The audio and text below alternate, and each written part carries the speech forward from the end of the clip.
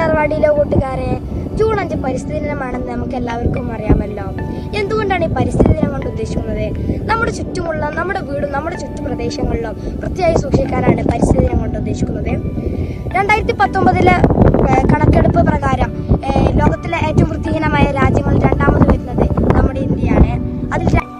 അതുപോലെ തന്നെ നമ്മുടെ ലോകത്തിലെ ഏറ്റവും വൃത്തിഹീനമായ നഗരങ്ങളിൽ രണ്ടാമത്തേതാണ് നമ്മുടെ ഇന്ത്യയുടെ തലസ്ഥാനമായ ഡൽഹി.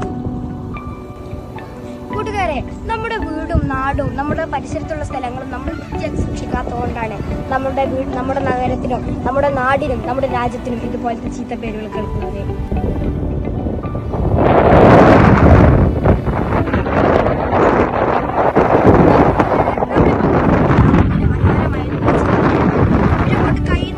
ഒരു കുപ്പിയുടെ അടപ്പ് പോലും കണ്ടാൽ വരെ എടുത്തിടാൻ വേണ്ടി ഇവർ ആളുകളെ വരെ നിയോഗിച്ചിട്ടുണ്ട്. നടക്കുന്ന വഴികളിൽ വരെ ഇവര് കുറെ വേസ്റ്റ് ബാസ്ക്കറ്റുകളും നിയമിച്ചിട്ടുണ്ട്. ഇതുപോലെ നമ്മുടെ ഇന്ത്യ ആയത് എത്ര മനോഹരമായിരുന്നു.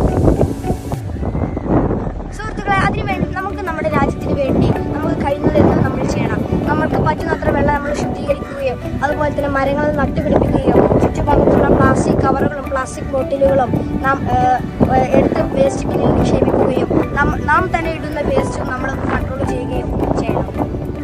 സുഹൃത്തുക്കളെ, നമുക്ക് കാത്തിരിക്കാം ഒരു നല്ല നാളേക്ക് വേണ്ടി.